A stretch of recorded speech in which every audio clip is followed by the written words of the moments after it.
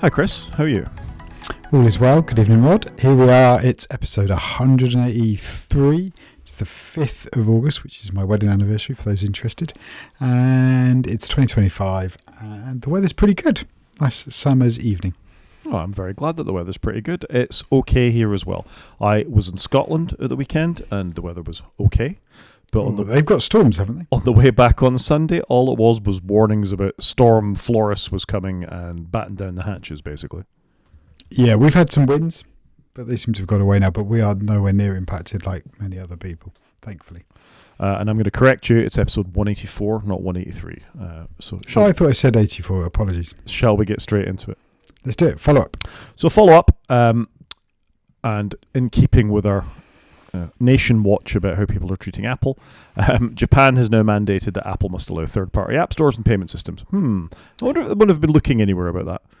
Is this how nations are treating Apple, or how Apple are treating nations? Because if Apple just did this everywhere, this would just all go away, you know. So yeah, Japan mandates that Apple must allow third-party app stores and payment systems. Come on, Apple, just do this already. This is stupid. It's going to be painful, isn't it? So this has got to happen by December the 18th, I presume. I mean, I'm scrolling through the article and I forgot to look. Are they going to appeal this? Is it too late to appeal this? They've probably appealed this several times already, knowing Apple. But anyway, they need to get on with it by December the 18th. Just need to do this worldwide. Stop it. It's not happening. Not happening, bro, as they say in How I Met Your Mother. Yeah. What's the saying? Like they're going to die on the hill for this or something to do it, as slowly and painfully as possible. It's just ridiculous. Well, we're going to talk about Apple's financials later, and maybe we'll take a look at how the whole services revenue thing is going.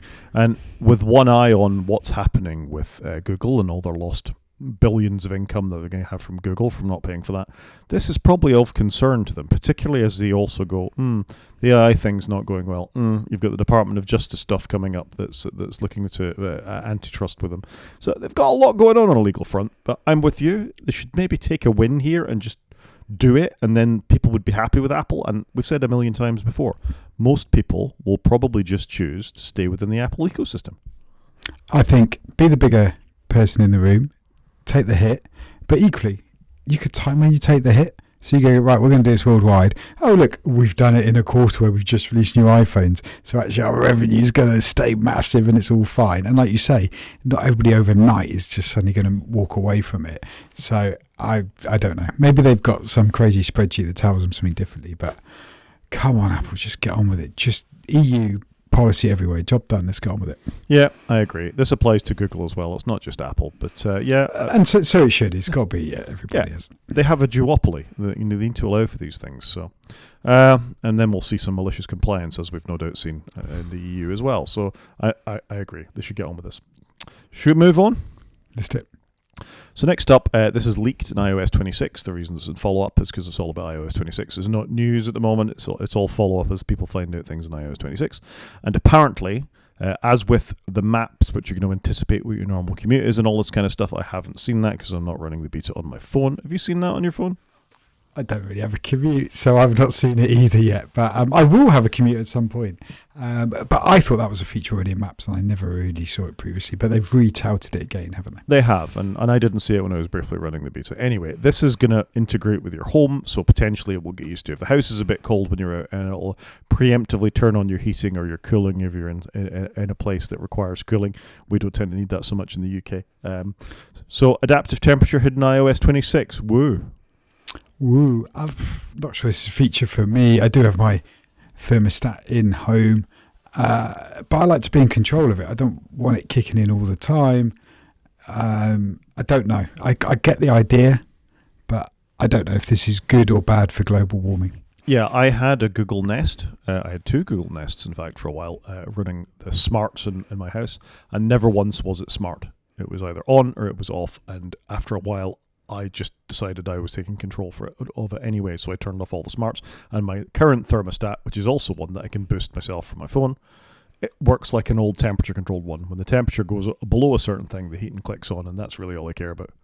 Yep, exactly the same as you. I used to have some Google Nest, got rid of them, installed a Honeywell thing, and it's fine. The only thing I wish I could boost the water in the Home app. You have to go into their app to do anything with the water, which I think, come on, surely the home app should have water boosty function by now. It depends, doesn't it? I guess if they expose that function, you clearly don't have a combi boiler. Then that you must have something. I do not have a combi boiler. For American friends, this is probably a peculiarity of UK heating systems, where there's two main types of boiler. There are others, of course, but the combi boiler, which sort of heats water on demand, and then the other kind of boiler, which heats up a hot water tank and maintains a hot water tank, normally in the loft to give it pressure of houses. Yep. And I used to have a standard flat-out boiler, which had two sides to it, so you'd have the hot water side and the rest of it. Whereas my combi, has a large hot water tank built within it, so you don't actually need to have that separate hot water tank, and it's nominally more efficient as you're not heating things twice. But of course, if it goes wrong, you lose both sides of it. And it's rare you have the hot water side built into any of these apps. Yeah, so we just haven't replaced it because the cost to replace was high, and the actual maintenance cost of what we're spending is relatively nothing. So I did inquire about this, should we do something, and it was basically deemed of it's probably not worth it until the boiler goes pop, and so that's where we're at.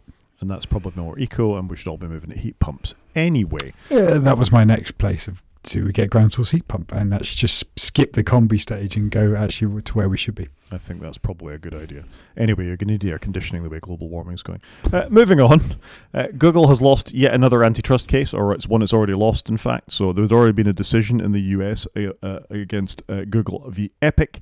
This is fairly similar to what has already happened with Apple, except Google were also not allowing Epic to have separate payments systems within the Play Store.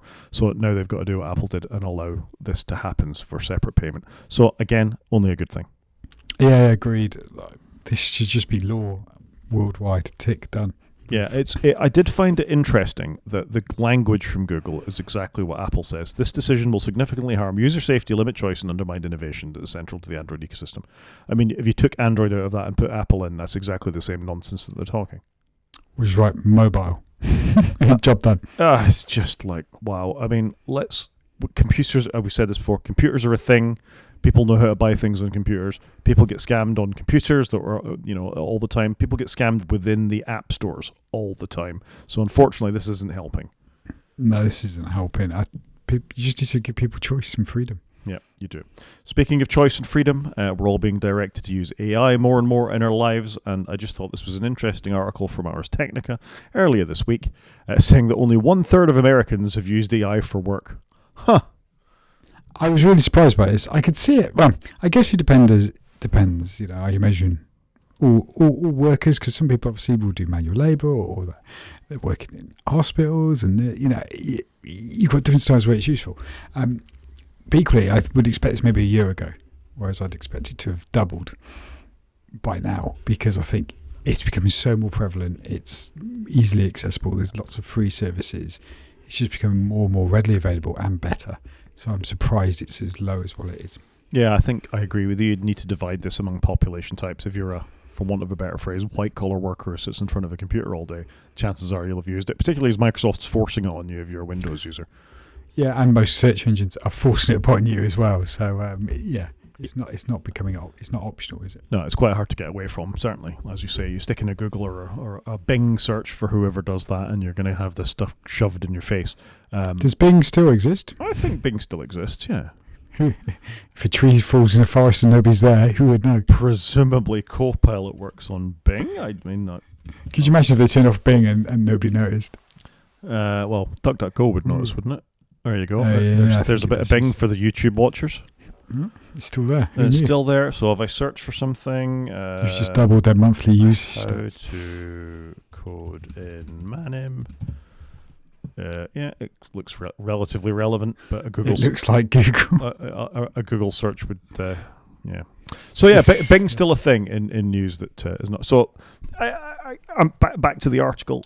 Yeah, I guess this kind of makes sense. But I wonder, of those third of people that have used it, how many have actually found it useful?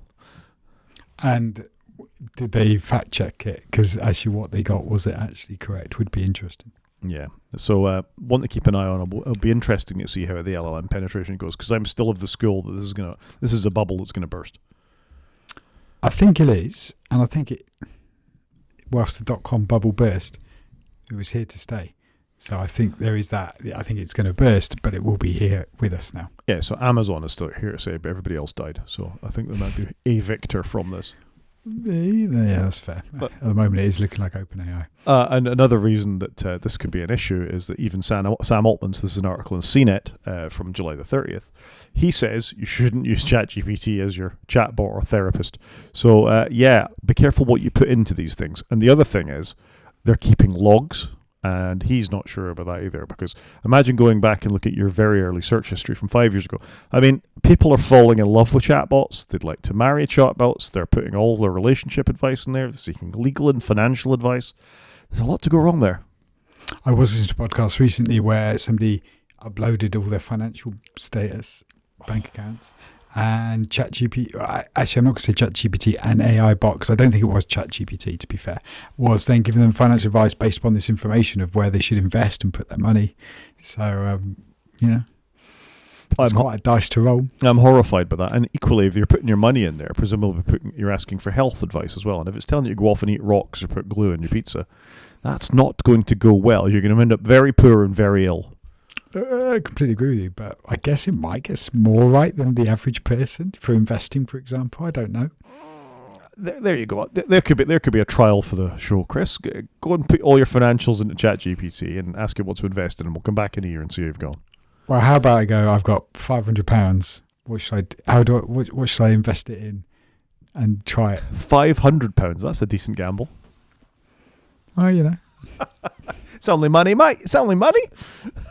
Could pay off, you never know. Let's change the subject quickly before you commit to something that you don't really want to do. We talked last week about VPNs and the new online sort of safety act that was sweeping the UK, where people had to, they called it a porn act as much as anything else, for people to register to get the porn, and then they were putting their details and passing on passport and pictures of their faces into who knows where, frankly, to verify those things. Well, it's coming to Xbox now as well. If you want to play 18-year-old games on Xbox, you're also going to have to prove your identity. Yet another example of why this is a bad idea, I think, because you're giving all this stuff to Microsoft, who presumably knows who you are anyway, but it's via a third party. Yes, never sounds good when they're going to back it off to a third party, does it? No, not at all. Apparently the third party that they're using is called Yachty, which isn't one that can be fooled by the Death Stranding screenshot, which we talked about last week. But yeah, this is a worrying trend, because apparently it's true for Spotify as well. If you want to listen to over the age of 18 music, you're going to have to prove that you're over the age of 18 to listen to music, play your computer games, visit some things. And this is getting perilously close to online censorship at this point. It is, and I often find with my children coming up to their young teens, that actually they want to play stuff a little bit beyond their age. And you've probably been through this too. We recently went through it as kids, where we'd watch videos, films that were, 15s, and we weren't 15 yet. So it's really, I don't know. I think there's a balance to be had here.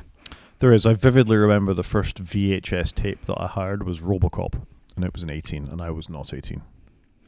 RoboCop, there you go. I have no idea what I watched. And we used to get a lot of dubbed films, if you remember those, where basically swear words were dubbed out to be non-swear words, and you had a slightly alternative track. I don't know. I feel we're going to have such a police state in one way. I don't know. I remember I didn't realise this was. I just assumed when we spoke about it the other week, this was largely for adult websites, not just for your gaming platform.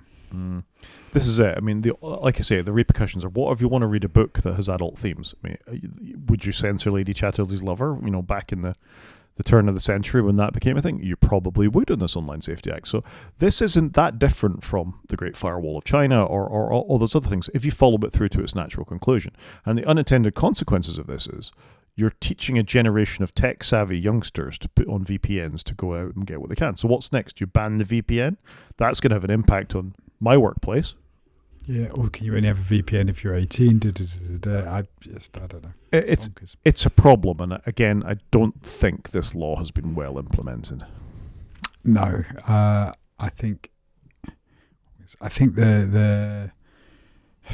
the intention is probably good, but the practicalities and the details of implementation could be better. Not great.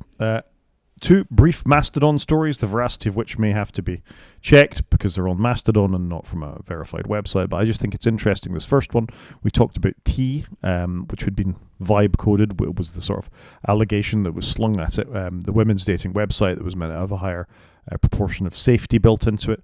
They've had a second data breach since we talked about it last time. But I just thought this was interesting by this Mastodon commenter. The breach this time includes private messages, so that's not good. That's what people look like, what their passwords are and things, and also what they're saying, because of course it does, as this commenter says. And apparently it requires T to upload a selfie to prove that they are a woman. And I'm just like, oh, that's really not very good. No, it's not good, is it? Yeah. It's just, It's really quite bad. No screenshots, anonymous, and verified women. So the way that they're verifying women is by asking them to upload pictures of themselves. What could go wrong? This is just stupid. Yeah, particularly, and to be clear, there is a link in this article to the second data breach on 404 Media, so there is actually a website behind this as well. But there's news today about Elon Musk's Grok product, which is his LLM, actually encouraging spicy selfies or generate spicy AI generated art. So it will do nudes of people for you, basically, if you ask it to, and doing whatever you want to. So you take these things. If there's a big database of women's pictures, you upload a picture to something like Grok, and there you go. You've got, the perfect bait for whatever you want to do, and it's very, very grim indeed. Yeah, I'm not loving some of this AI generated videos. I've seen quite a few examples of it in recent days, and yeah, it blows my mind. Even though I was aware of some of it, it's just so readily available, and no need to pay or sign up, and people can generate a lot for free. It's a bit worrying. Yeah, so I will put a link in the show notes as well, but for the YouTube viewers, there you go. Elon Musk's AI company has officially rolled out Grok Imagine, XAI's image and video generator, and quite happy to do spicy. I won't click the link on that down below, but not great. Agreed. Not great at all. And then the second not great thing, and this comes from Riley Testit, we've talked about before. He's the developer of Delta, the very good Nintendo emulator they can get for iOS. He got in his news app, Apple News, July 28th, and as he circled himself in the screenshot, there's an advert for F1 the movie built into the news app. WTF? WTF is this Apple, as he says. What? It was always weird because it said like Apple subscriber edition or something stupid in that top corner. But to say presented by the F1 movie, I'm sorry, it's getting more egregious as Apple go on with it. It's absolutely grim. That what's next? Are we going to get this in the settings app? Hey, once you finish setting this up, you'll have complimentary 20% off to see F1 the movie. I mean, where does this end, Apple? When you first boot up your phone in the morning. Did you know the F1 movie's out? Ding. But we have knocked Microsoft since Windows 11 has come along for having all this advertising in the start menu, the fundamental way you operate your computer. And now they're putting this in their apps. Would they let Spotify put this in there? Would they let Epic put this in there? How is it right that Apple is allowed to? I don't like any of it. I don't agree with that. I can't. The reason we went to Apple was to get away from these kinds of things. I think it's awful. I agree. It is awful. And last story for follow-up, you've just put in there, just before we went live, everything new in iOS 26 Beta 5. Yeah, and normally through the beta stage, and we've touched on this, you get quite a lot of changes to the betas. They tweak things, they get feedback. Given that they've changed so much of the OS, every beta that comes out has literally nothing in it. No major changes, which is what you'd expect at this point. They've changed so much, and there's been a lot of critical feedback about how readable or not readable, legible some of the text is, and some of the screens need tweaking. But we don't seem to be getting anything coming through. I find it really bizarre. So that's what I was going to say. Here's the changes in the latest beta that came out today in Beta 5, and there will be a public beta probably later this week.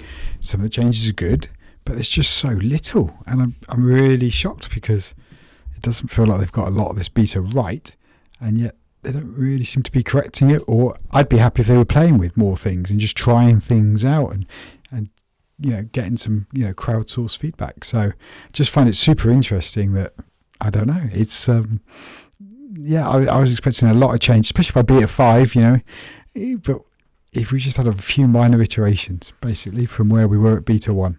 Yeah, I agree with you. And they're not backing off on how bad the liquid glass stuff is. I mean, some screenshots and some uses that I've seen on my iPad, and I know you've shared a couple with me as well from iOS, are illegible. You can't see the text over toolbars and things like that as you begin to scroll. The buttons are badly designed, and I see in this beta, it's interesting, the 9 to 5 Mac article that we're looking at, they've introduced more liquid glass elements, which are less opaque than they were in the previous betas. So the little minus buttons in this example to delete apps from your home screen now have a liquid glass element. I've got to say, and they also show some sheets, some icons below that, and they've changed the airdrop icon as well. And that's a dreadful icon. And this is a theme I'm seeing in iOS 26, is they're moving to these sort of light blue icons, highly stylized. It looks vaguely like an envelope. But they all look the same to me. I barely recognize mail as being the mail icon. Yeah, I think I kind of agree with you in that the iconography isn't really great. They're all a bit similar and a bit smushed together, I think. I don't know. I really expected a lot of change. And I was reflecting on this today. I was driving in my car. And actually, I think CarPlay is probably one of the platforms that's come the best out of the liquid glass update, because it actually looks pretty good. It's got all the love it needed. I think it works really well. tvOS, same. And that's, I think, because it's quite a small use case, largely on a black background, and they haven't done that much to it for tvOS or CarPlay, but it actually looks pretty decent, and both of them needed a little bit of love. That's my thoughts. I think the iPad is then third on that list, and then at some point you've got the phone and the Mac, but they're the systems that people are using all the time. They've got the big user bases, but don't seem to have got it right. I think Apple have misstepped here. They should have done iOS first or last, I'd pick one, and then done the Mac next year. But they've tried to do it all in one go, and I think it's been a big misstep because they're just not giving each of the platforms the attention they require. Yeah, I agree with you. There's needs to be a bit more pushback on this, because I think there's people going to have serious accessibility and usability problems with this. And I agree with what ATP said. Certainly on the iPad and the Mac, it feels slow. And I don't know what your findings are on your phone, but Marco Arment was talking about he had the latest generation of iPhone, and it feels slow. And my iPad does feel a bit sluggish when I've used it. My Mac does feel a bit. I had a full-on, I mean, I'd expect this, I'm running a beta. On my Mac, I had a full-on system crash today, where it crashed absolutely everything and booted me back into the login screen. I haven't had one of them in a beta in a very long time. Apps die, but it doesn't kill the whole interface. Yeah, so I do think this latest beta has got a little bit quicker. Certainly feels a little smoother, but I've seen a lot of sluggishness I would completely agree with. But I've only just installed Beta 5 on a couple of things, so too early to comment, but it does feel a little quicker. Yeah, and again, they're betas. You'd expect this. That there is debug code running in the background. They hammer the batteries. They work the processes a lot harder, and we warn people don't install them. But having installed them, it's within our rights to comment on them as they improve. So it'll be interesting to see how Beta 5 goes for you on your phone and me on my iPad and on my Mac, to see if there are sort of any improvements in there. But yeah, not the greatest beta season, and not for the normal reasons, which is it's unstable. But other than that, it's quite exciting to do new things. We're not loving it, really, are we? I think there's some good, but there's a lot that isn't right, and it just doesn't feel like they've really fully baked what they were doing before they released it. Yeah, there's always talk about your content being king, but yet they keep putting gradients. I was editing an email the other day, and I was like, why is my name in grey at the bottom? And it was because there was a gradient applied to the content of my email, because there was a toolbar off to the right, but it's not obvious, and they're putting stuff over your content. It's just wrong in my view, but I don't know. Maybe we'll learn to love it. This is interesting. You're almost as worked up about this as I normally am. This is changed times, Chris. Yeah, and normally I like Apple design. I like the new hotness, but this I'm struggling with. I think they've gone too far with telling me how important my content is, but yet they keep putting stuff over the top of it, and it looks worse. Yeah, and I'm just going to recommend go off and listen to last week's ATP, where John Siracusa goes on a whole piece about how user interfaces used to have a science behind them. You did usability testing. The way that you designed elements was, how quickly can you click with the mouse? How big is the touch target? All that kind of stuff. Scroll bars should be usable, and we've moved from that. We've moved to, does it look good, and does it function well, and is it backed by science? And without repeating it, I thought it was an excellent sort of discussion that they had on ATP, and I don't think we should rehash it, but I'm very much with him. I completely agree, and they've done the same on the talk show. They had a person who used to work at Apple used to design icons, and they've said exactly the same thing. We should be using UI designers and not brand designers. this is a UI. It's designed for user input, not just to look pretty. We have decades now of working with computers and an expectation of how they work. Windows, Mac, Linux, Unix, Amiga OS, Spectrum, whatever it was. You had an expectation of how they'd work, and I think Liquid Glass is breaking that in the same way that Aero broke that on Windows back in the Windows 8 day. So, yep, no, agreed. Moving on, better news for Apple. They've shipped their 3 billionth iPhone. That, and as The Verge says here, that is a lot of iPhones. We are moving to news now out of follow-up, but yes, 3 billion iPhones. It's incredible, isn't it? And, every time they get to the next billion, they're doing it way quicker than it took them to do the first billion. Their pace is increasing because obviously more and more people have got phones, and more people then need to upgrade them as they can't do things, or the storage maxes out. So it's amazing how they've got to 3 billion iPhones. It's just bonkers. Yeah, sorry for jumping to news without talking about it. It just felt like it flowed straight into it, though. Sorry. No, you've nothing to apologise for. It was my fault. Yeah, 3 billion is a lot of phones. What's the population of the planet? 8 or 9 billion, something like that currently? Yeah, but obviously a lot of us have had multiple phones. So, it's a big number. It's very impressive. Yeah, my point was that if you take Android into account as well, which one manufacturer wouldn't have shifted, well, maybe Samsung, they ship a lot of phones, but it's a huge amount of devices that are either in people's hands or taking up landfill. Yeah, that's fair. So it took them 9 years to get to 1 billion, and then 5 years to get to 2 billion, and then I think 4 years to get to 3 billion. It's crazy. Yeah, I mean, there's some interesting points in this article from The Verge about even Eddie Q saying you might not need an iPhone 10 years from now. What's that going to be then? Is it contact lenses? Is it glasses? Is it Vision Pros? Is it a wearable Pebble-like device that we haven't seen yet? But things are on the move again in this industry, and I think Apple needs to be super careful because, BlackBerry sold a lot of phones, and the market slipped out from under them really, really quickly. And very quickly. And once upon a time, the horse and carriage was the dominant thing, and that didn't last very long either. Oh, that would have been a good segue for our car corner. It would have been which we will circle back to. We'll circle back to it. Anyway, I suppose, well done, Apple. 3 billion phones. I guess I've had 8 of them myself, or 9 of them myself, for however many I've had. Oh, I don't know. I'd hate to think how many phones I've bought. Yeah, you're doing it in your head. I'll let you finish that thought, and then we'll let. There you go. His fingers are out, listeners. You won't be able to see this, but they're on the move. I've had about 11. 11 phones. Wow. I'll let you talk about the next story, and I'll try and calculate mine. So this is Dropbox dropping their passwords app. Yeah, so users of Dropbox passwords, which I'll be honest, I didn't know this was a thing. Dropbox are discontinuing it, and they're giving users less than a month. Which, I mean, obviously, I assume they've got some stats on how many people are using this, but that seems a little short. And then it's going to become view only in the mobile app. And then on September the 11th, the mobile app will stop working completely. So they've been really aggressive with getting people off, which I think is wrong. Look, and I don't think it should be a year, but 4 to 6 weeks doesn't feel like long enough, especially if you're using it in a corporation. I just think this is not the right way to do it. This should be a 3-month thing as a minimum. Be kind to users, do it in the right way. So real-time follow-up, I've had 12 iPhones. Wow. That's my rough count in my head. That's not counting ones I've bought for other people in the family. I didn't go into that. Yeah, I 100% agree that this is a poor show by Dropbox. Dropbox is a funny service because for a little while there, it was the only way you could sync files on your Mac. And when it was new and fresh and interesting, and I religiously used Dropbox, it was a very reliable service. And then they branched out into document management. You could have Dropbox Paper, I think it was called, where they did a bit of office stuff and they did some other things. And then they started things like password management. They were trying to sell you a service more than just a file syncing utility. Do you remember they bought Mailbox? They did buy Mailbox, which was a great app.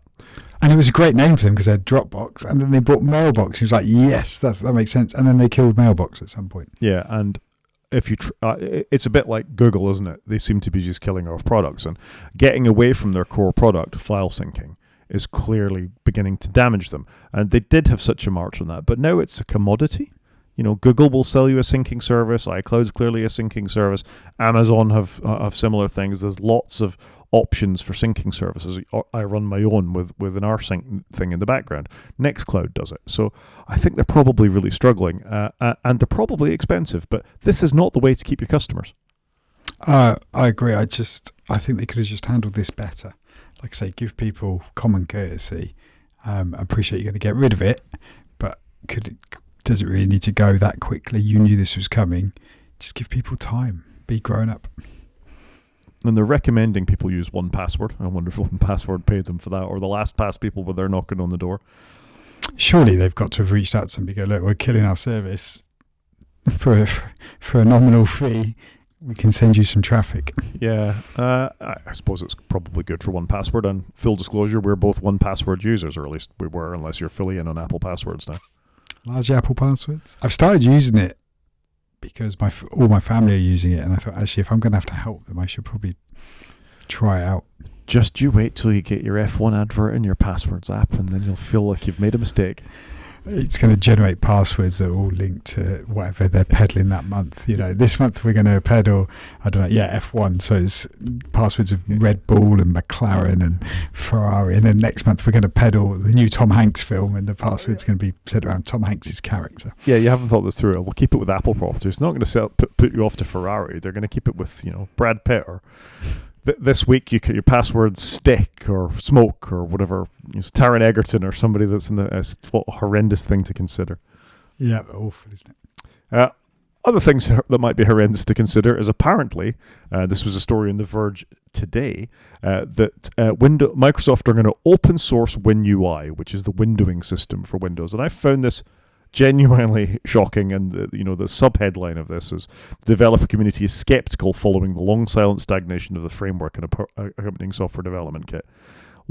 Why would anybody want to run this anyway?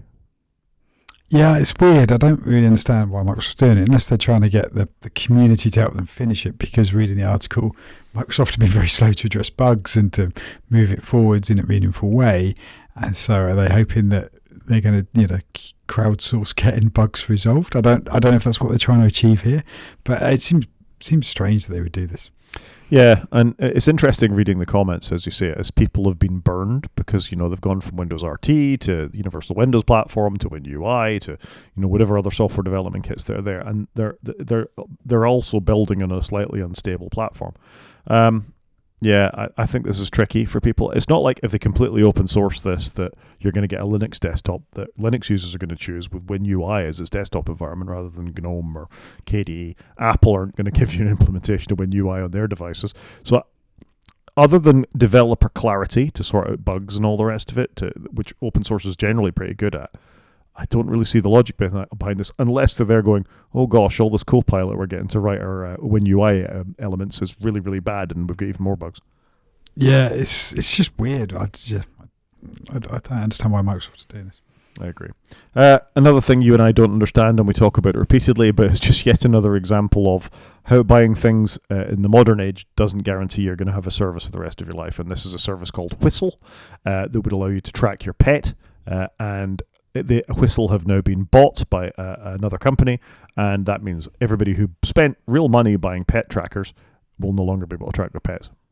Oh, this is another one of those things, I think, where how a company exits something shows a lot about that company. We just obviously talked about Dropbox exiting passwords. It's the same here. They've been acquired.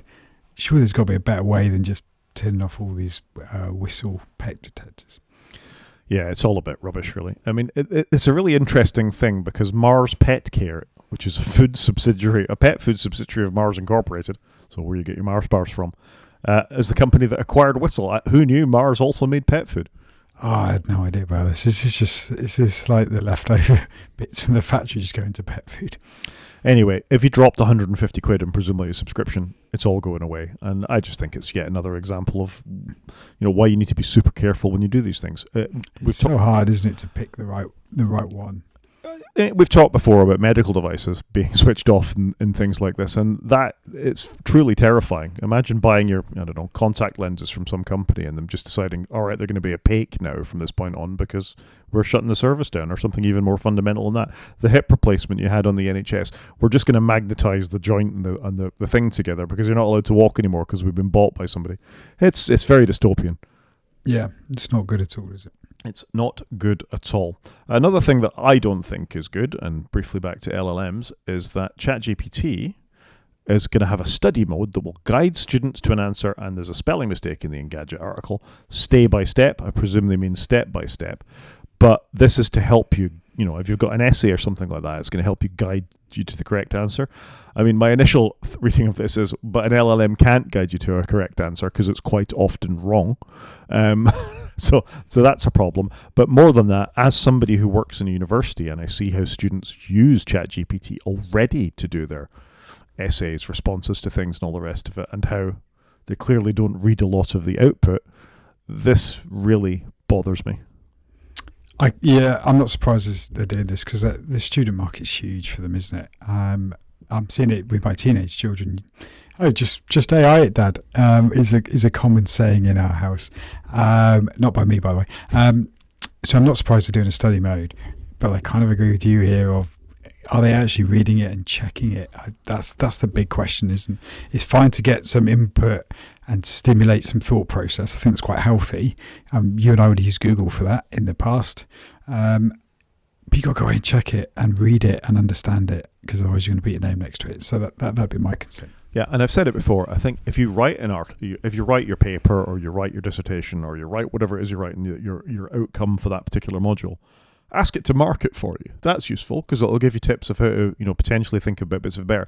But you need to know your topic in order to understand what it's talking about. Just blindly asking it to give you the answers to the thing is not the way. I mean, without going down the rabbit hole of how terrible that is for your future life, for understanding what's actually in front of you when you do things and how you become an expert in things. A critical friend, which you could maybe use it as a useful thing for it, just getting it to do it for you is not. Yeah, I completely agree with you. So there we go. So moving on, and more bad news for American politicians, which we don't hear a lot about these days, really. It's mostly good news for American politicians, is there's a feature of iOS 26, which apparently is the Republican Party in pieces.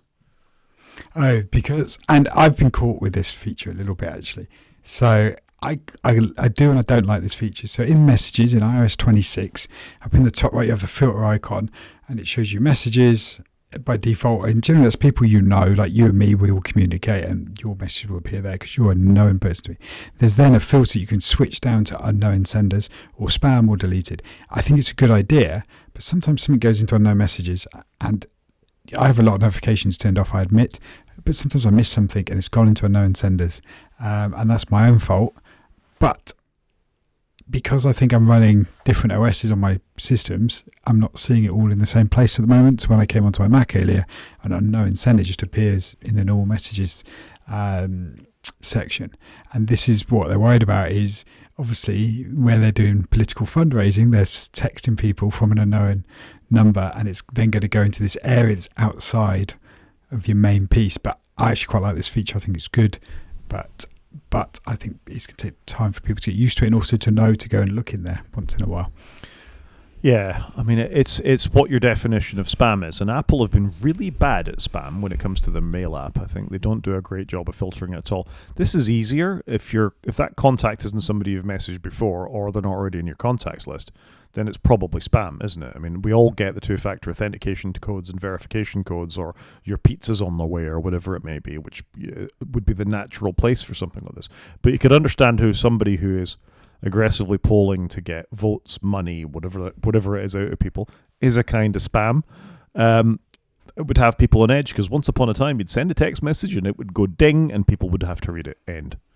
Yep, and you're straight into somebody, you're straight on their lock screen or whatever it may be, and they're reading your text. They're also really concerned about this. This must be a big way they're generating revenue, though, if they're really concerned about this. Yeah, so interesting and worth keeping an eye on. I mean, as you say, your experience with it has been mixed so far. Presumably there's a bit of tuning to come. Maybe Beta 5 will fix more things for you. But I got to think, given political pressure from some political parties on Apple and other American tech giants, this might change based on that and not on good technical responses. Yeah, true. Do you reckon Donald's going to pick up the phone? He probably already has. You've made me just want to go and check notifications, because I do have notifications obviously for messages turned on, but I wonder if there's another area where you have to turn it on for unknown senders. I mean, I like this comment on the article. Anything that prevents politicians from annoying a member of the public has to be a good thing. Unfortunately, the political parties don't think like that. No, that is true. And just brief update. Looking in notifications and settings for messages, there doesn't seem anything different for unknowing senders. So there you go. Early doors. Back to LLMs and things like that. We have talked repeatedly when they came out on the new Copilot Plus PCs, which at that point were only Snapdragon. I think Intel and AMD both have Copilot versions of that now. You can buy your Windows PCs with Copilot keys on them. Anyway, it appears the enterprises aren't picking them up. And certainly I think you reflected a bit of this previously when you were looking at picking up new laptops in your enterprise, that this wasn't an appealing thing to you, and I guess you weren't alone. Yeah, so I'm not surprised by this, because Copilot Plus PCs have got Snapdragon, I think, processor in it. Obviously, you need to test your software with it. They're quite expensive, and at the moment, a lot of corporations, I think, don't necessarily need a dedicated PC for it, because they're using a lot of server-side AI capability, and therefore I just don't think these have quite hit the market with the splash they maybe were expecting. I don't know what Windows runs like on it. Like I say, third-party apps and emulation. When I was working at a corporation, we were certainly looking at kicking the tires on this to see, well, actually, what's that going to look like? Is it worth, starting to test our systems with it and go, right, what of our core services do work with it, what don't, and then you can identify job roles where it may be applicable. But it just doesn't seem to be the take up there. It's not taken off as quickly as I'd have thought. I think this is a poor branding thing as well. That in the same way Apple put Apple TV on everything, Microsoft have just gone around slapping Copilot on everything. And understanding the difference between the Copilot cloud services and a Copilot PC or a Copilot Plus PC, it's all a bit muddy, isn't it? I mean, you and I... They've overused the brand, haven't they? Yeah, they've very much... And it's a shame, because I think, if we go back 2 years, you were saying Copilot was a really good brand. And now, what does it mean? It's in my Outlook toolbar. It's on my computer. What does it mean? I always like the name of it. Copilot is to work with you. It's to do work with you. I think it's a good name. I just think they've now applied it to too many things. It's like Apple TV just means too many things. You got to be careful on the context. I think this is a shame in its way, because I was quite excited about the Snapdragon computers, because they have and had the promise of bringing battery life and performance to Windows and Linux, desktops, whereas AMD and Intel chips are typically more power hungry. As a person who owns a framework laptop with an AMD chip in it, they're very much more power hungry than what. Oh, really? Oh my God, yes. A quick anecdote: I was playing Balatro the other day while I was on Surprise. Because what else is there? Not the most intensive game, I'm sure you'll agree. It's just a little card game that runs very easily. I had the laptop plugged in and the battery was draining while plugged in. It reminds me of running an iOS beta at some point. And I was a bit like, oh, wow, I haven't seen that in quite some time. It was on a high capacity charger, and it was not rapidly, but it was ticking down from 80. So you wouldn't expect it, though, to deplete at all if plugged in. No, not at all. Fair enough. I remember early Microsoft Surface PCs with NVIDIA cards in them. They would deplete when plugged in, because the GPU would just overwhelm what the battery was capable of even plugged in. But then that's a big honking GPU running a Doom or a 3D flight simulator or something like that. This was a very simple, presumably Electron or Godot library game thing. Shouldn't be depleting a battery like that. It should be more than capable of running that. So I was a bit surprised by that. So all of that is to say that I think Snapdragon brought a lot of promise in the same way that the Apple M series chips brought a lot of promise to the Apple market, and Apple walked and chewed gum at the same time on that. They're amazing computers. All the software worked on them. The power efficiency is incredible, and you can easily get 10, 11, 12 hours battery out of them if you know what you're doing. And Windows generally, Intel and AMD don't allow you to do that. So it's a shame that businesses haven't done this. They need to kick the tires. But I also suspect this is out of a buying cycle. People bought PCs during COVID or towards the end of COVID, and this will happen inevitably in the next 2 or 3 years anyway. I think so, but the price needs to come down. And like I say, corporations need to check their software is all going to function correctly. I think that's also a bit of a hangover. Yeah, and increasingly I think the software is getting there, but I don't know what Microsoft's emulation plan is for this. It all feels a bit half-hearted sometimes. Yep, no, agreed with you. Should we do a car corner? Car corner, yes. It's your favourite bit, I think, whenever we have a car corner. I do, but I'm having a bit of a moment, I think, where I'm looking at older cars, not newer cars. Yeah, don't start me talking about motorbikes because Charlie and Ewan have done a real number on me. This is talking about Ford in this case. Apparently Ford are planning a Model T moment. So obviously Ford produced the Model T, not the first car, but the first mass-produced car, just to be really clear about that, on August the 11th. So this is something that we're looking forward to as much as anything else. But apparently this is going to be a breakthrough announcement about its EV strategy. So what does this mean? I'm really quite curious about this. Yeah, it's quite a thing to set the expectation. You know, Ford obviously massively known for, getting everybody off the horse, shall we say. And we talked about horses earlier. And it's quite a thing to say it. So they better come out the gates swinging with this because you've set the bar so high. Are they going to live up to that expectation? Particularly, I think Ford have been quite disappointing in the EV market up to this stage. The Mustang Mach-E is a very average car. The Ford Explorer in the UK is the VW ID platform underneath the skin. So it's an ID3 or an ID4 with the same battery and powertrain that you'd get in that. So that's not even their car. There is the new Ford Capri that I don't even know what platform it runs on, but none of these are setting the world on fire. So they kind of need this because they've certainly not had a Tesla moment, have they? No, I do think Ford need this. It's been really sad in a way to see Ford flounder. I don't know what it's like in America, but here in the UK, they've really floundered with EVs and having something competitive that looks appealing and then is practically appealing as well. And I just don't think they've had it, which is a shame. Oh, it's a real shame as well, because let's talk about the market we know. We know the UK market. The Ford F-150 isn't a thing, in this country. However, for a long time, the Focus was, the Sierra was, the Capri was. There's some really big Ford names that had impact. XR2i's, XR3i's with Escorts, things like that. Mondeo STs, Focus STs. There's a lot of history in good Ford vehicles in the United Kingdom. And the EV has left that cold, and I feel like they spoiled the Capri brand by sticking it on yet another boxy 4x4 SUV looking thing. Yeah, normally when people bring those brand names back, it's because they've made it look like a model that it was. They've obviously made it bigger. Like the Renault 5's come back and actually looks pretty cool, and it looks like a Renault 5. Whereas Ford have just taken the name and stuck it on something rather than design it around the heritage of that name. And modernise it. So, yeah, it's a bit of a shame.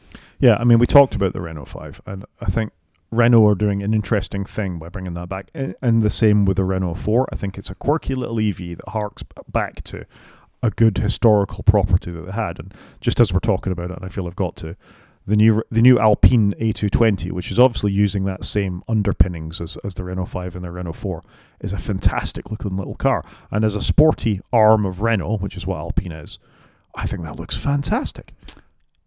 I've got some qualms about Alpine. I remember when they saw them on Top Gear, they went on fire. No, I really like the Alpine A110. I think it's beautiful. My qualm is I can buy a Renault with an Alpine badge on it, and I can buy a Renault 5, and I can buy an Alpine equivalent Renault 5. It just feels really muddy. I thought they were having Alpine as their sporty brand, their executive brand, their supercar brand, but they just seem to be blurring it with their everyday brand. And I thought they were going to keep them very separate, but they seem to have just smushed them together a little bit, and I'm a bit disappointed. Yeah, I think that's probably fair. But then if you look at, DS is another brand that Citroen have, that's sort of their That's also really weird. I don't really understand. That's really muddy. If you look at Lexuses these days, they're basically just Toyotas. There's no sort of real distinction between a Lexus and Toyota for me anymore. I think this is just the way. It's really hard, particularly on an electric car platform, to make them look that distinctive. BMW and Mini. They've nailed it. The brands are together, but they're very separate cars. They are very separate cars, but that's because Mini has a very distinct shape and design, I think, which they've managed to. But they've kept it. They've kept that, and they sell them at the same location. Usually, you've got a BMW garage and a Mini garage. This is here in the UK, but they've kept them separately. You don't get a BMW with a Mini badge on it, or a Mini with a BMW badge on it, because it's borrowed bits or it's the sportier one. And I think they've done a really good job of that. And they've kept their brands separate, and they're tackling two different bits of the market. Whereas Alpine, in my eyes, have blurred the lines a little bit. Which, are they trying to improve the Renault brand or devalue the Alpine brand? I don't know the answer. The thing is, I don't think Alpine has a much cachet outside of France, possibly. I think gearheads. Oh, I don't know. The A110. It's a fantastic car. Well, there's an A220 as well, isn't there? But it's. I don't think it's got the cachet of a Renault 5. True. If you were to ask the average person on the street, name 3 Alpine cars, they couldn't. There haven't been that many, I don't think. Exactly. Yeah. So that's fair. I don't think they've got a lot to lose with that. They may as well play with the badges and see if they can sell some cars. Yeah, I guess. Maybe that's what they're trying. I think it's worth a punt. But yeah, so we got slightly off topic there. But let's see what happens on August the 11th for Ford. But I don't hold a lot of hope. No, like I say, I think I'm worried they've pegged this as a really big event. And maybe they have got something really big, but I'm worried that it's going to underdeliver. Something else I'm worried is going to underdeliver, and not that, because that's our show notes, is Lyft and Baidu bringing robo-taxis, driverless vehicles to the UK and Germany. What do you think of this? Oh, no. I'm not ready for this at all. But, you're talking to a person that's never used an Uber, so I'm probably the wrong person to ask. But this scares me. Does it scare you? Well, I watched them when I was in San Francisco buzzing around, and they just look slightly. It was fairly normalized. I got to say, nobody bats an eyelid to them, and I know we've had the stories here about them. People being chucked into traffic and being trapped under them, and all the rest of it. I think in some cities they'll probably do okay. Like Glasgow is an example of a city where this could go all right, because the majority of the urban part of the city is big square streets like an American city. They're currently filming the new Spider-Man movie in Glasgow. It looks so much like an American city. And I know they filmed World War Z there as well. But if you were to think of, I don't know, York is winding streets. It's very, old-fashioned. It's not. There's a lot more to cope with in a city like York or in a little village than there would be in a large American urban area. San Francisco has very, very wide streets. And more grid-like rather than curvy, probably good white lines. This just worries me, but maybe I'm just a curmudgeon. I think the thing that worries me most is that governmental policy at the moment is just to jump enthusiastically on anything that's got an AI badge on it or seems high-tech without thinking of the consequences. See earlier discussion about Online Safety Act. There's issues, I think, with aggressively embracing this technology. I suppose my fundamental thing with it is there a real demand for this? I'll have an Uber, I'll have a taxi driver, I'll drive myself. I don't need an autonomous vehicle. Is it tech, and is this a way of having taxis without people and cutting costs? Or is the AI required to power this just as expensive as having people to do it? I don't know. This isn't a problem I have right now. No. I guess we'll see what happens. So it's just another thing for us to keep attention on. Should we do some media? Let's do it. So why don't you tell us about a new thing from the writer of Slow Horses? We have touched on this. So the writer of Slow Horses also has another set of books. There's only 4, and it's Down Cemetery Road, which is the first book in the series. I'm actually reading book 3 at the moment. And there's a new TV show coming to Apple TV Plus. And so this is the author, Mick Herron. I should have covered that off first of all. But it's going to star Emma Thompson. She's got the lead role in it. And the book's quite good, actually. They were written back in, I think, around 2000, give or take. So, 20 odd years old now, probably. And so I'm curious to know how they're going to do this. Is it going to be set back in 2000, or is it going to be set in current times? Obviously, the world hasn't changed hugely in the last 25 years, but it's going to be interesting just to see how they can do it. But it's going to be super interesting. But I'm really glad they're doing it. The books are very good. They're very different to Slow Horses. Just the whole premise and setup's quite different, and it's 2 main characters, as you can see here. You've got Emma Thompson, and I'm going to forget the other lady's name, Ruth Wilson. That's it. Yeah. So I'm quite looking forward to this because it's quite different. The Slow Horses cast is quite male dominated, I'm going to say, whereas this will be very female dominated. So I think it's going to be a very different take, but it's going to be really good. Mick Herron's fantastic. So yeah, looking forward to this. Well, Emma Thompson's fantastic as well, so I'm with you on this. I think I'm quite looking forward to this. I haven't seen much that Emma Thompson's bad in, so and well done her for sort of getting a leading role in something like this too. Yeah, no, it's fantastic, isn't it? And Ruth Wilson's going to be good.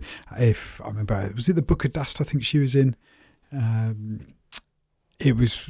the I can't think of the gentleman's name who wrote Book of Dust now. I was going to say Michael Moore. Morpurgo? Morpurgo. Have I got the name right? I don't know. I've never read the book.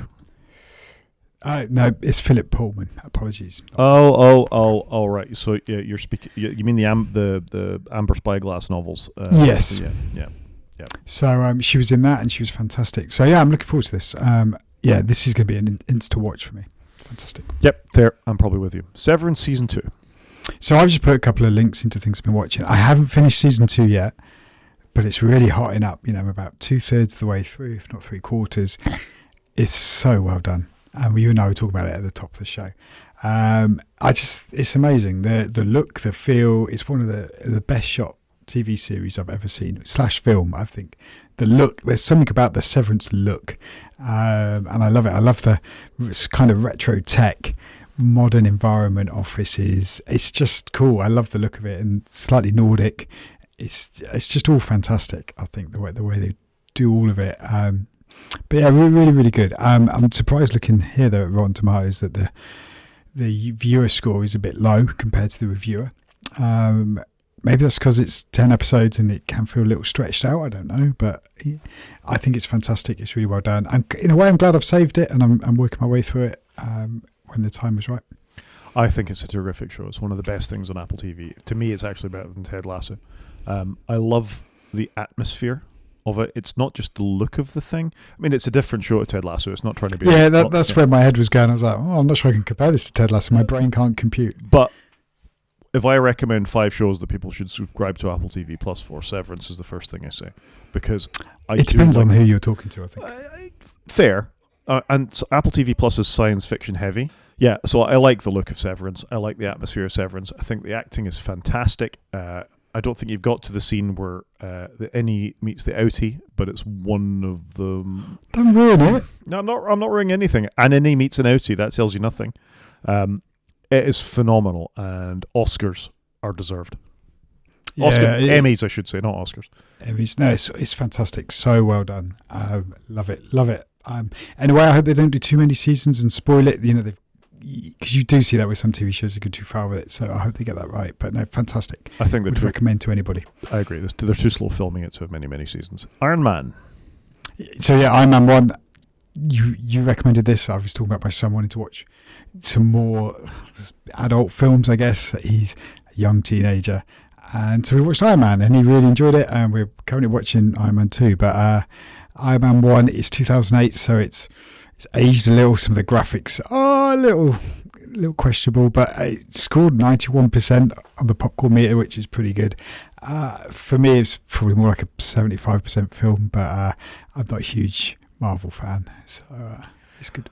I thoroughly enjoyed Iron Man. I think it sort of really set the story out for what a good Marvel movie could be. I mean, it has got the traditional, and you'll see this as you work your way through them, it has got the traditional robots, sort of CGI things beating themselves up at the end, which a lot of Marvel films suffer from. But I think it's good characterization. I think Robert Downey Jr. is perfect in the role. I thought Jeff Bridges was as good as the bad guy.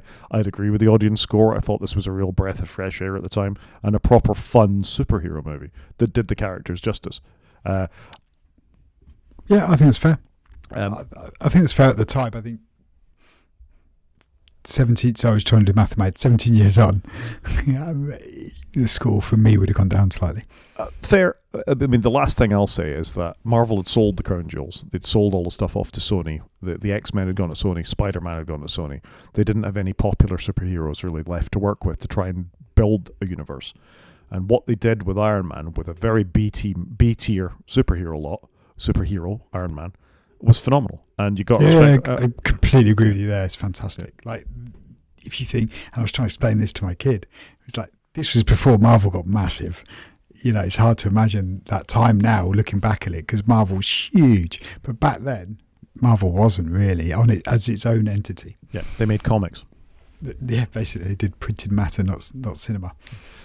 Something I've never ever watched but know about, King of the Hill. So weirdly, I was in Disney Plus and King of the Hill came up and it's back for a whole new season and I was mind blown. I haven't watched all the seasons of King of the Hill, but I just gave it a go.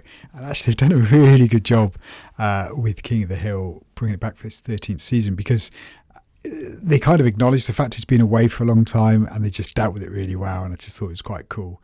And so I probably won't watch the whole thing, but I just watched the first episode and actually just quite enjoyed it for a bit of nostalgia. And I thought it was relevant as we talked about Futurama the other week, where that's still going and I hadn't realised it. And I definitely hadn't realised there was 13 seasons of King of the Hill. So there you go. Why did I think this was Mike Judge, like Beavis and Butthead? It is. It is it? Yep. Oh, okay. Mike Judge is great. Idiocracy and Office Space, two of the greatest movies of all time. I should probably have given it a go because I like his sense of humour. But there you go, King of the Hill back for season 13. Yeah, it's quite slow going. It's not for everybody. But I just quite enjoyed what they did with it. I thought it was quite good. Games? Let's do games. First up, Plants vs. Zombies is getting an HD remaster. I find the picture for this very disturbing from the Engadget article. I'm not sure what's going on with Crazy Dave who lives next door to you. But I love Plants vs. Zombies. I vividly remember getting my first iPad in whenever that was, 2009 would it have been? 2008? And one of the few games that came for it on day one was Plants vs. Zombies. It's an absolutely terrific game. So it's coming back to Switch and Switch 2 on October 23rd. And this will be an insta-buy for me because I love Plants vs. Zombies. Are you going to buy on Switch 2? I might. It's kind of one of those games that for me, I used to play on my mobile a lot, but my iPad may be. But I was just thinking, would I play it on the Switch? I don't know. It's funny when Of Nothing coming back from Morocco, both kids had downloaded this to their phones and were sitting playing it in the airport, the original blown up iPhone version, before this news came out. So it's clearly still got some cachet even with the younger generation. Fair enough. Fair enough. Second from me, and I'm quite excited about this, is I'm a huge fan of the Battlefield series. Obviously, I've been playing a lot of Call of Duty. I've talked about it on this, but Battlefield will remain the game that I love when it comes to a first-person shooter. There's been a lot of worry that the company were going to be able to release a quality version again because 2142 was badly received, and Battlefield 5 before it was badly received. However, they had the closed beta with a bunch of YouTubers last weekend. They flew a lot of people out to San Francisco. Watching some of that, it looks Battlefield seems to be back where it should be. It's not without its problems, but for a fairly early beta, it's going well. And if you're a PlayStation 5 owner, you can download and preload the open beta, which will be allowed around this weekend. So if you want to have a quick go on your PlayStation or your Xbox or your PC, go and download it now and crack on at the weekend because it's going to be great. It does. Some of the screen grabs you've just shown that actually look pretty cool.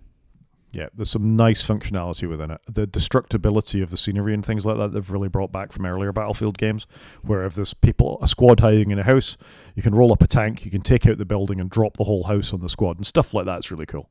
Okay. Yeah, looks cool. I mean, I'm rubbish at these games, but it does look very good. But that there, for the YouTubers, is actual gameplay footage. That's what it looks like when you're playing the game. That's not a cutscene. I was about to ask you that. I mean, it looks amazing. Yeah. So maybe check it out. Okay, well, I've just added one game just as a slightly different game to Battlefield. I just dropped in Donkey Kong Bonanza, which I bought today, downloaded. I've played a little bit of it, largely because based upon the reviews, it did amazing on reviews, and it's meant to be a lot like Super Mario Odyssey, which I loved, and so I thought I'd give it a go. And it's Nintendo doing Nintendo with Donkey Kong. And so far it's okay, but I need to get into a bit more. You know, I've only played like the first opening bit. But I will report back. But I'm quite looking forward to it. I haven't played a Nintendo game all the way through for a while, so yeah, looking forward to this. Excellent. Are you playing it mobile or in front of your telly? Well, my children were out today, so I managed to get the telly for a change. But I'm sure now they're back home, I will be back mobile. So I think this is a game I'm going to play both ways. But I was with the Pro Controller, and I do like the original Pro Controller that Nintendo did. Very good. Fair enough. Main show? Let's do it. Very short. Not a lot to be said, really. So we have typically reported on Apple's quarterly earnings. We're going to do it again in as short a time as possible, just because I feel we've got to. So Apple reported its quarter three for 2025 earnings. They made $94 billion. Billion dollars. Once again, Apple of all the money. They didn't make it. They turned over. Sorry. 94.0. Sorry, business guy. They turned over $94 billion in revenue, and that's up 10% on where they were. It's crazy, isn't it? Like, what an amount of money. Like, this is the worst quarter as well, because this is the quarter just before the holiday quarter, which is going to be massive because there'll be new iPhones in it and probably other devices and services. So for them to do 94 billion in the what is typically the worst quarter is insane. They're just firing on. They've got all the money, which makes me angry when we talk about them not wanting to let go of some income because they can afford it. And sticking advertising in your news app. But they're clearly going to be £100 billion quarter business at some point soon. You can see it now. Yep. So just to back off on what I said a minute ago, they actually earned 23.43 billion. I think it's fair to say, Chris, I've read that one right this time. Yep, that's their income. 23.4 billion profit, which is fantastic. Which is pretty good. iPhone 44 billion, Mac 8 billion, iPad 6.58 billion, wearables 7.4, and services revenue 27.42 billion. The services is taking chunks out as the months go on. It's getting towards, you can have at some point you can just have iPhone and services and everything else is in the other category. You can see that's where we're going to end up. Yeah, so as you quite rightly pointed out, this isn't one of their greatest quarters. We'd expect the next quarter to be, because we'll have a new iPhone in the next quarter as well, and possibly more than one new iPhone. Yeah, and obviously it's the run up to Christmas. You can just see it now. Yep. Their profit remains high, as we've already talked about, but not to go into too much of the various categories. All the categories are either stable or up, with the exception of two, I think is what we saw. So iPad is down year over year, so there's a 10% drop in iPad, which is, are we expecting that? There hasn't been new iPads or anything recently. There was the M4, I think was the last one. M4s were a year ago. There was the M3 Air not that long ago, but it was a minor, bump. It wasn't anything major. So it's been a quiet year for the iPad thus far. So it's not a big shock, is it? 10% is a reasonable bump. I suspect iPad OS 26 is going to help this a little bit. People can see it's a computer, but I guess we'll see. The only thing I'd say on that iPad OS 26 is they're now making all old iPads or a lot of old iPads more useful. So actually, is this going to delay the upgrade? Or actually, you're going to get the new functionality and it'd be a bit slow, and therefore will that drive you to upgrade? I don't know the answer there. That's what I was thinking more than anything else. Okay. I mean, I think you tried it on an iPad mini and didn't have a great experience, right? Yeah, not the current iPad mini, the previous gen. So the first one that they did without the home button. And I'm probably going to sell that iPad soon, in the view that I will get a new one when they come out, because I think it's just slightly too slow. And I will try it with the update today and see if that's any quicker. Fair enough. But that's a driver of people who like iPads are going to get on with that, and they're going to want something better. Mac revenue is stable, or actually up slightly, 14%. Wearables are a problem in the sense that as you look at this, even though there's the decent revenue on them, their year on year has been consistently down since quarter four last year. Minus 3%, minus 3%, minus 5%. I don't have my glasses on, so if I'm reading this out incorrectly, I'm sorry. And then minus 9% for this quarter. So this is wearables, home and accessories. Now, obviously, they're not really doing a huge amount in the HomePod space over the last couple of years, or with the Apple TV. Now, there may be a new Apple TV coming. But I think that with the AirPods, they keep bringing new functionality to the old AirPods. So I don't think people are upgrading AirPods as much as they maybe are other things, because they last quite well. It's probably only when the batteries go that they're upgrading. Also, we haven't had a new set of AirPods Pro for a while, and they're coming in they're usually on sale on Amazon, aren't they, in this country? So I think that whole category is largely AirPods, with an occasional HomePod and an occasional Apple TV being purchased. But the Apple TV and the HomePods are so out of date at this point. What about watches? Ooh. So watches, I think... I completely forgot the biggest part of that category. Yeah, watches are going to be the biggest part. I see lots of people with Apple Watches on the wrist. In Morocco, I noticed even the average Moroccan on the street is wearing a Samsung or an Apple Watch wearable. It's just around the world now that people have. Smart watches are so prevalent. Yeah. How often people upgrade them is, of course, another thing. I mean, I've been wearing an Apple Watch Ultra for the last 3 years, and frankly, I'm getting to a position like you are, where I think I might go back to a windy-up watch, frankly, because I know. I get everything I need out of it pretty much from my phone. I know I do what my steps are now, or what my cycling is, that I don't need it. If I really wanted to get into my fitness, I'd probably buy a Garmin or something. It's adequate, but it's not great. So it's kind of a muchness product, and unless they release something really interesting in terms of sensors or something like that, there's no compelling reason to upgrade your Apple Watch. Yeah. Completely agree with you. I think the Apple Watch, though, over the last 2 to 3 years, they've not really done much with it, have they? There's not been any new sensors. There's been a slight change last year with the design. But even that, you've got to look twice to, it's a bit like looking at Porsche 911 as people go, I don't know which model's which. It's only if you really know, you know. And I think the Apple Watch has gone that way. It's boring. And in America, the fact that the pulse ox sensor, the oxygen saturation, is disabled as well. That's probably a feature of this too. So you've got a stagnant Apple Watch, despite slightly newer designs. You've got good enough AirPods Pro. You've got rubbishy, I would go as far as to say rubbishy AirPods Max, because their upgrade wasn't good enough for that product and it remains too expensive. The HomePod is a bit of a disaster that hasn't really, It's not really moved forwards. Not moved forward, whereas competitors have. The Apple TV Plus, Apple TV, not Plus, is good enough. The current 4K version is good enough. But it's 2 years old, so if you bought one, you've probably already bought one. But I'm not screaming for another one. It's not like I've got an 8K TV that I need to do that on. And let's face it, I can't even get my subtitles on the BBC if I want them. So all of the products in this lineup have issues, with the exception of the AirPods Pro. And they're old. Or regular AirPods. Yeah. So this is probably going to be a big growth area, I think, because Apple are meant to be bringing out a new TV. There's maybe a new HomePod, with the screen coming at some point. There's maybe new AirPods Pro coming. I think this will look different in the next set of results. But if you look at this category, there's more down quarters than up quarters. Yep. There's one thing we should also note, though, with the Macs and iPads. Did people, and maybe iPhones, in America rush out and buy some equipment because of tariffs? I don't know if we know the answer. Apple probably didn't tell us, but that is something that may have helped keep the quarter pretty high. Yeah, I mean, that is definitely a possibility. And if there is an uptick in all of these products, it's very small. Yeah, agreed. Then the last product range that's probably worth talking about is services, which only ever goes up. I don't know. In Q4 22, it did dip a little bit. So that was 3 years ago. It's mad, isn't it? But if you look at it, if you took the average, it's just a beautiful slope going nicely up. And this is what I mean, the way it's going, it's still half what the iPhone is.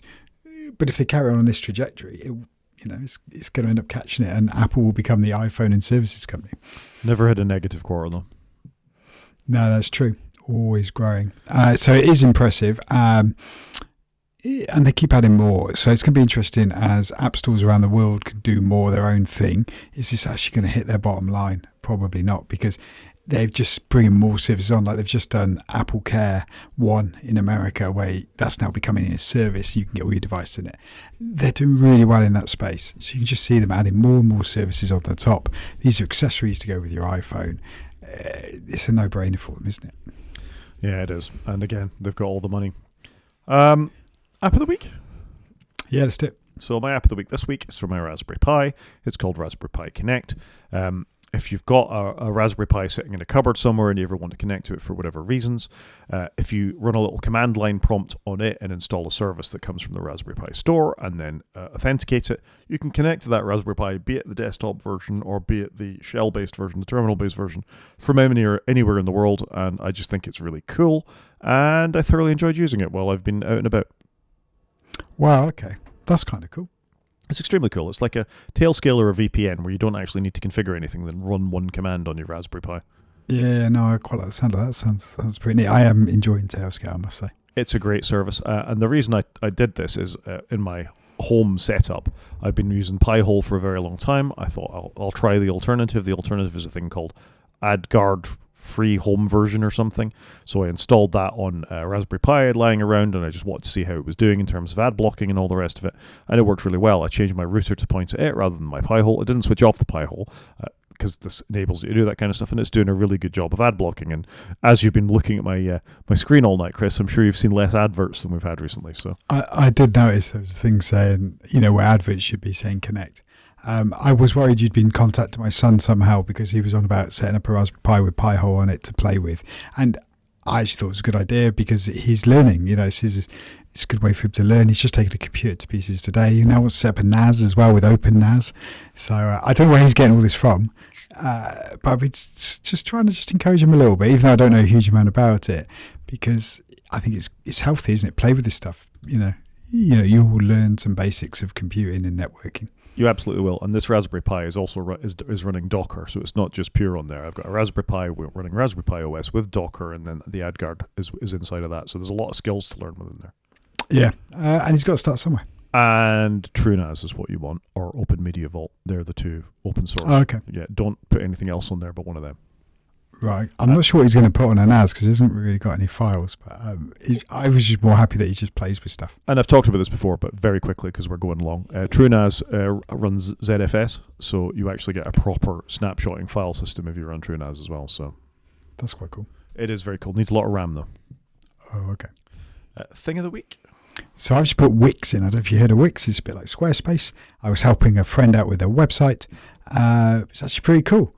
What I have learned though is the pros and cons of a platform like Wix is people can end up making their website look rubbish because they don't put the right fonts on it and they don't resize the imagery or get it quite right. But then equally what you do learn is it's amazing at making a mobile friendly version and a desktop friendly version.